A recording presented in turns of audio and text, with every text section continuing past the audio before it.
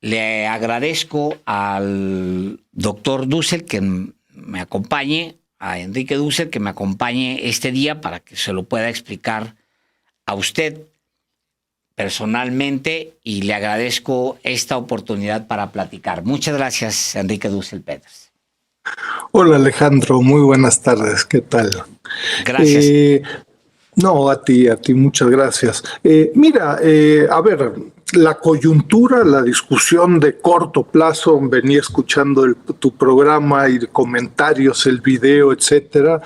El contexto es la aparente dictatorial presencia de Trump y su capacidad de imponer condiciones a México, a Canadá, al mundo, ¿no?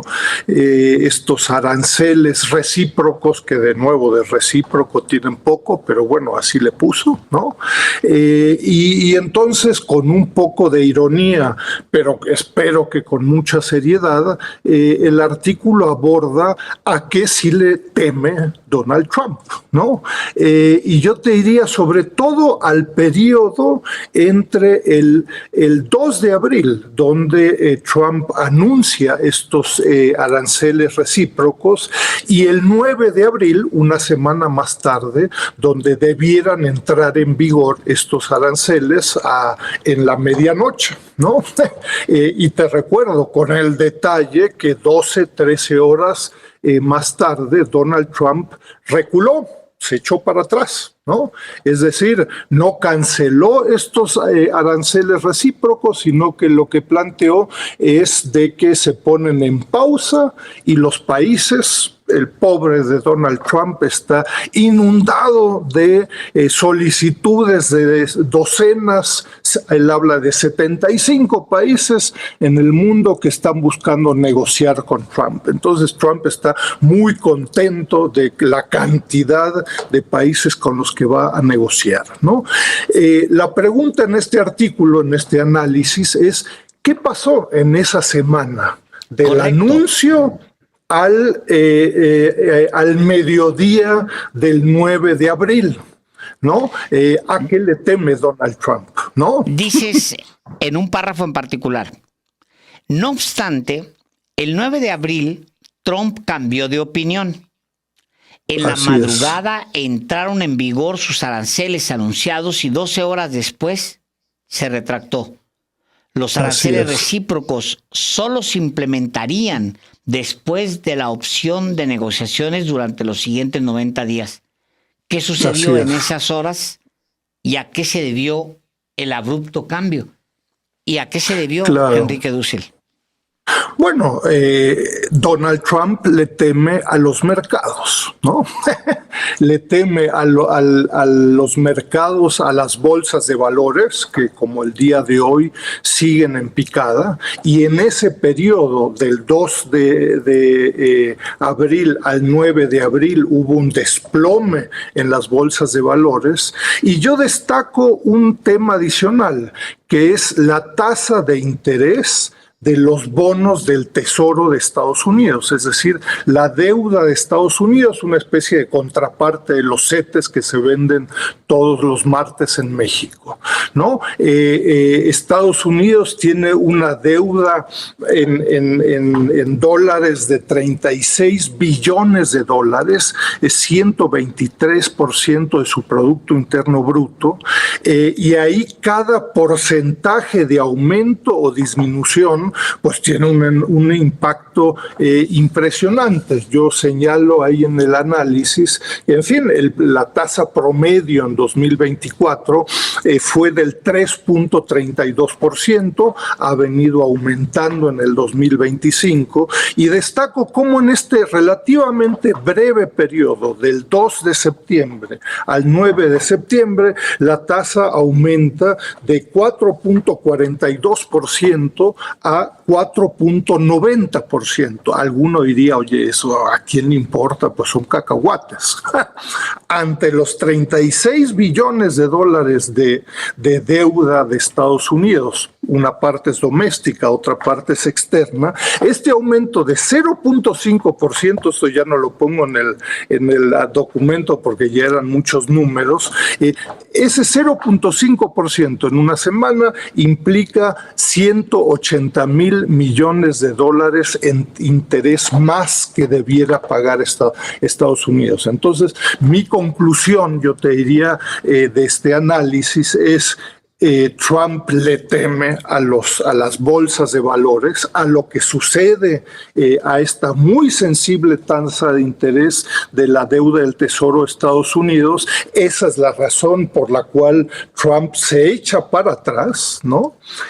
Sin embargo, concluyo, me temo que este periodo de negociación de 90 días, me temo que eso no va a cambiar ya la percepción de los inversionistas estadounidenses e internacionales. El mal ya se hizo, ya se entendió por dónde va Donald Trump, y la deuda estadounidense va a requerir de tasas de interés superiores, si no los propios estadounidenses y extranjeros no van a seguir comprando deuda estadounidense, ¿no? Entonces el tema es serio, ¿no?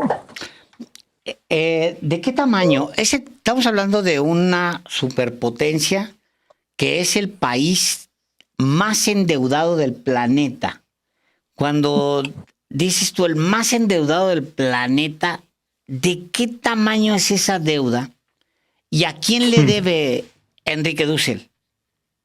Mira, a ver, son 36 billones de dólares en español. Es un 36 con 12 ceros, ¿no? Cantidad de ceros. Es de nuevo 123% del Producto Interno Bruto. Es decir, es más de lo que produce Estados Unidos en un año. Ese es el tamaño de la deuda, y además con un déficit fiscal cercano al 7%, con lo cual eso implica que Estados Unidos se va a requerir siguiéndose endeudando, ¿no? Alrededor del 25% de la deuda está en manos de extranjeros. El principal tenedor de deuda estadounidense es Japón, con alrededor del 14%, sorprendentemente, y eso pudiera llevar a una otra discusión y análisis, el segundo tenedor de la deuda es China. ¿No? Entonces, bienvenidos ahí a una discusión bien interesante, en fin, donde China tiene varios pókers, ¿no? O varios ases en la manga para negociar en otros ámbitos, incluyendo estos bonos de deuda que tiene China, ¿no? Pero entonces, en fin, es 25% extranjero, 75% son tenedores domésticos, ¿no? Individuales, institucionales, etcétera, etcétera, pero ante la incertidumbre que han creado todas estas órdenes ejecutivas, que es difícil de seguir, ¿no? Pues ayer la Casa Blanca tuvo que emitir ahí una orden, una hoja informativa, ¿no? Un fact sheet, porque pues ya nadie entiende cuánto es cuánto, ¿no? Y ahí fue donde de pronto apareció que, en fin, hay el máximo arancel para ciertos productos chinos puede llegar a ser del 245%. Como esto va cambiando todos los días, pues realmente es complicado entender. Entonces, la propia Casa Blanca tiene que recordarle a su público de qué está pasando. En fin, ante toda esta situación caótica, la confianza en Estados Unidos, en su deuda, en su capacidad de pago, declina, baja, ¿no? Solamente de intereses, para que explicarle un poco a la gente, de intereses netos de esta deuda en un año, planteas en este artículo, se pagó, supongo que en el ejercicio del 2024, 582 mil millones de dólares. ¿De qué tamaño es eso, por ejemplo, comparado con toda nuestra deuda, Enrique Dussel? Mira, es una locura, ¿no? Son montos muy elevados, valdría la pena, sobre todo, digo, uno lo puede comparar con la deuda externa de México y otros países, pero yo te diría, ese gasto, esta erogación que hace Estados Unidos en su presupuesto, pues lo convierte en la segunda principal categoría de su presupuesto, ¿no? Es decir, representa el 16% del presupuesto de Estados Unidos en el 2024, ¿no? Y la única categoría que está por encima del pago solo del interés, no del pago del capital, es la seguridad social, ¿no? Es decir, el pago de la tasa del interés está por encima de la educación, de la salud, de la propia defensa de Estados Unidos, ¿no? Y esto va a que sigue creciendo. Todo. Todo eso, o sea, ¿no? Y es solamente esa, digamos, es el interés no es abonar a principal, es solamente los intereses que paga Estados Unidos.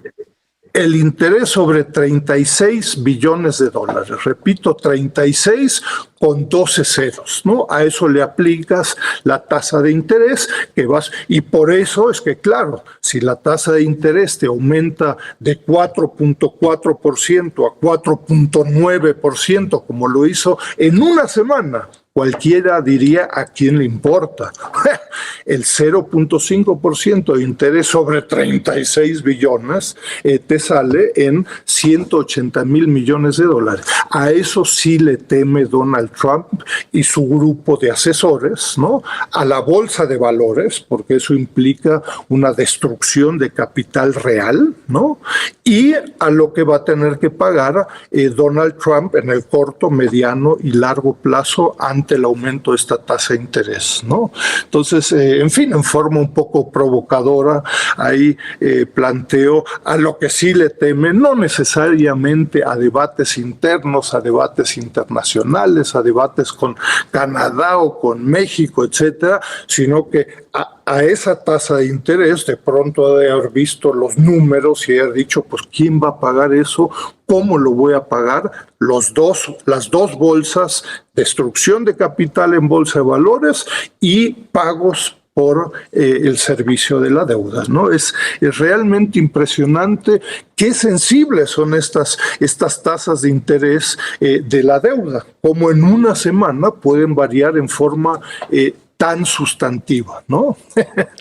Minutos antes de que anunciara la Casa Blanca hoy justamente este comunicado, que es muy raro porque es un recordatorio de dónde estamos, digamos, en términos de aranceles y respecto a China. Antes de decir, no, pues nuestro arancel puede llegar a 245% contra China, antes de este comunicado, el presidente de la Reserva Federal decía, bueno, la Reserva se va a ver en la obligación de tomar una decisión con respecto a esta gran disyuntiva que tiene siempre la Reserva Federal de Estados Unidos por mandato, o atender la inflación o atender el mercado laboral, que es decir, pues el crecimiento, tal, ¿no? Vamos a tener que asumir que una de las cosas va a quedar suelta, o la inflación queda suelta o el mercado laboral queda suelta, es decir, el crecimiento. Y luego, previo a eso, UNCTAD decía que solamente la corrección por lo que ha pasado en los últimos meses de Trump en el poder es de 5% para el crecimiento estimado en 2025 en el mundo. O sea, pasa creo que de 2.8 a 2.3. O sea, medio punto nada más borrado, digamos, con empleos, con familias que pierden todo, con esto. ¿Cuál es la tirada, Enrique Dussel, de Trump? ¿Tú qué piensas? ¿Cuál es la tirada en realidad de Trump?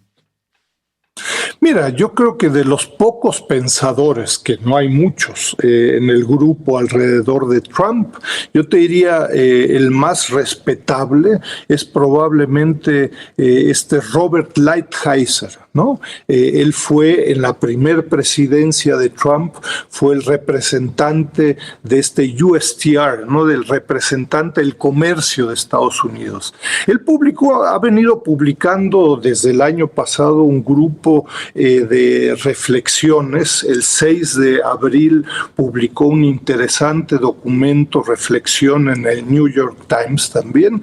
Y yo te diría, donde básicamente lo que él plantea es Estados Unidos lo que requiere es salirse, tiene que reformar el orden mundial como existe en la actualidad, salirse de todos los costos en los que incurre Estados Unidos, léase del sistema de las Naciones Unidas, del Fondo Monetario Internacional, del Banco Mundial, gastos militares, económicos, y crear un pequeño grupo consistente de amigos favorables a Estados Unidos. Y el resto que se rasque con sus pulgas, ¿no?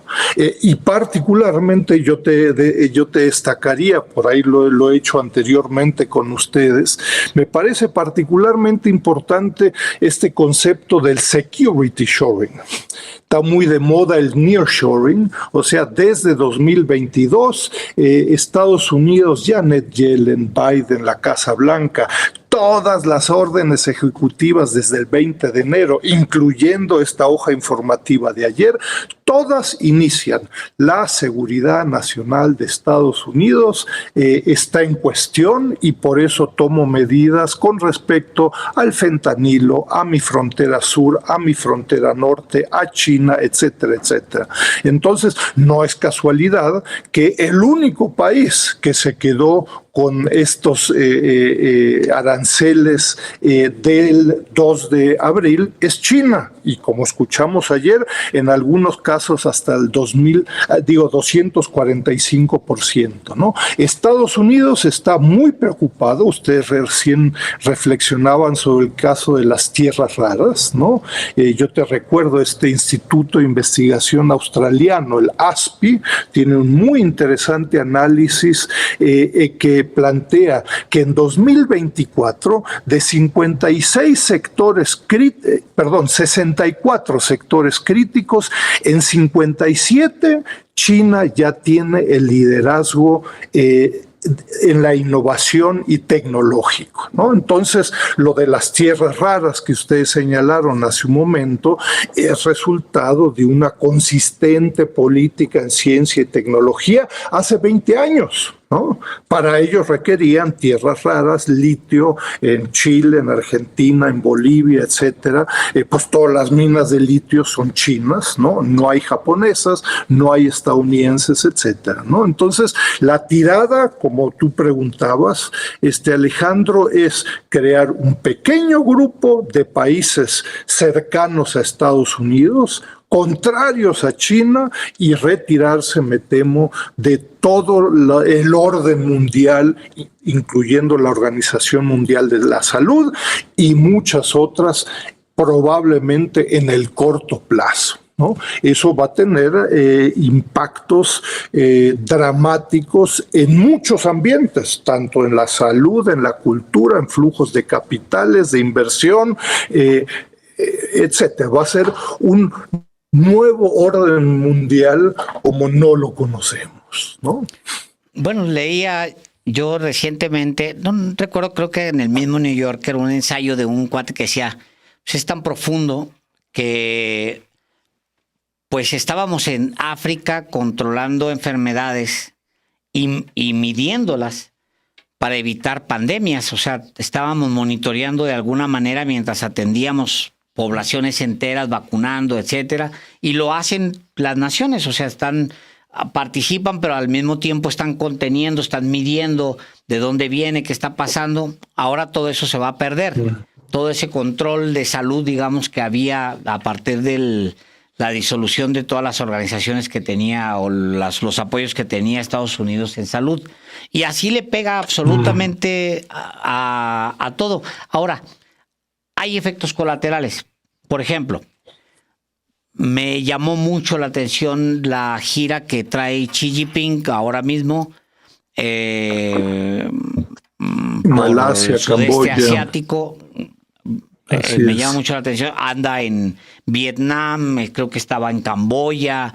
O sea, ha estado pues haciendo presencia en todo el sudeste asiático, lo cual implica una reconfiguración de esa región que básicamente estaba respondiendo ya, era una gran maquila de Estados Unidos, se va a convertir en otra cosa, Enrique. Y mira, la visita de Xi Jinping no es solo a varios países que ellos consideran estratégicos, ¿no? Hemos comentado acá el tema de esta reunión entre Corea del Sur, Japón y China, ¿no? Con múltiples problemas entre ellos, pero bueno, las presiones y los problemas juntan a gente que hace poco uno no se hubiera imaginado. Pero yo te diría, Alejandro, sería interesante por ahí en el futuro, en las próximas semanas, tener ahí un nuevo análisis. El 13 de mayo va a ser el encuentro del Foro CELAC, la Cumbre de Estados de América Latina y el Caribe, el Foro CELAC China, en Pekín. Ahí van a estar todos los cancilleres, secretarios de Relaciones Exteriores de América Latina reunidos en Pekín, ¿no? Y ahí yo te diría, Pekín China puede hacer hoy una diferencia, ¿no? Mientras Estados Unidos y Trump aumentan a cientos de % los aranceles, China está en la total posibilidad y capacidad económica de decir, pues ¿saben qué? Pues a América Latina le reduzco la mitad o desaparezco los aranceles de las importaciones latinoamericanas, ¿no? Entonces, este encuentro con los países de América Latina no solo son los países asiáticos. El 13 de mayo, ¿no? Ya se anunció públicamente este encuentro del Foro CELAC China. Va a ser importantísimo para América Latina, para China y sobre todo para demostrar si China tiene capacidad de hacer una diferencia. Además, Alejandro, yo te diría, en un dilema muy profundo. China ha sido en los últimos 10 o 15 años muy críticos del Fondo Monetario Internacional, del Banco Mundial, y si Estados Unidos, me temo que en el corto plazo, dice, ¿saben qué? Yo me voy de estas instituciones, no me sirven, adiós. De pronto va a tener la bolita china de decir, a ver, si yo me voy, estas dos instituciones que he venido criticando profundamente y he creado instituciones paralelas como el Banco Asiático de Infraestructura y de Inversiones, ¿no? Es resultado de la crítica al Banco Mundial. De pronto China va a tener la posibilidad de decir, si yo me voy, estas instituciones no sé si desaparecen, pero van a quedar muy diminutas con respecto a lo que eran, o si no, de pronto, sorpresas da la vida, China se convertirá en el principal accionista de estas instituciones que ha venido criticando profundamente en los últimos 15 o 20 años. Está bien fuerte, ¿no? Sí. Bien fuerte. Bueno, porque hay instituciones, Enrique, que simplemente Estados Unidos abandonó. O pienso por ejemplo, en La Haya. No le convino, no quiere, no quiere cumplir, se sienten por encima de una corte penal internacional, porque está ahora volteando a ver hacia Israel. Pues no le conviene, no le da dinero y la abandona, por ejemplo, el anuncio que hacía, no sé si ya en los hechos ya lo hizo. Dejo de darle dinero a la Organización Mundial de Comercio, simplemente me salgo y ya, y nos vemos. Y esos vacíos se llenan, no es que quede, pues se llenan esos vacíos y hay quien quiere llenarlos. Bueno, se pueden llenar o simplemente tienes instituciones como la Organización Mundial del Comercio que han caído crecientemente, yo te diría hace por lo menos un lustro, si no es que una década, pues han caído en la irrelevancia. Y desde mediados del año pasado, donde el miembro fundador históricamente del GATT, ahora la Organización Mundial del Comercio, donde desde mediados del año pasado Estados Unidos dice, el fundador, yo no me atengo a mis propias reglas, ¿no? El estatus de nación más favorecida, no me importa, yo le impongo a China 100% autos eléctricos y a la Unión Europea tanto y a México tanto, la Organización Mundial del Comercio no me importa. China me quiere demandar ante la Organización Mundial, que me demande, no me voy a tener a ello, ¿no? Entonces, hay, en fin, dos escenarios extremos, si tú quieres, ¿no? Uno, China le entra al hoyo y espacio que está dejando Estados Unidos, es una opción, pero de nuevo, en estas instituciones, China ha sido muy crítica a estas instituciones, claro. Le va a costar, ¿no? Y a las propias instituciones van a decir, oye, ¿y ahora qué hago con China si me ha dicho durante 15 años de qué me voy a morir, ¿no? Esa es una. Y la otra es decir, ¿sabes qué? Pues te quedas con la mitad de tu presupuesto, Banco Mundial. Si se va a Estados Unidos, se va a China, pues ¿quién se queda? Se queda Japón, la Unión Europea y otros países. Estamos en un periodo de crisis, de transición gramsciana o de Polanyi, como tú quieras plantearlo, pero muy interesante, pero que va a ser muy traumático, porque pareciera que es un juego de relaciones internacionales, te doy, te quito, etcétera. Lo que está pasando en las bolsas de valores, lo que está pasando es una destrucción, como tú señalabas, Alejandro, es destrucción de capital real, empleos, salarios, ¿no? Ahorros de millones de personas. Entonces no es un chiste de, bueno, cayó la tasa de interés, subió la bolsa, cayó. No, estamos hablando de destrucción de porcentajes del Producto Interno Bruto en Estados Unidos, en América Latina, en México, etcétera, ¿no? Siempre falta tiempo para conversar. Enrique Dussel, gracias por la oportunidad por hoy. Muchísimas gracias. Un abrazo, buenas noches. Gracias, buenas noches.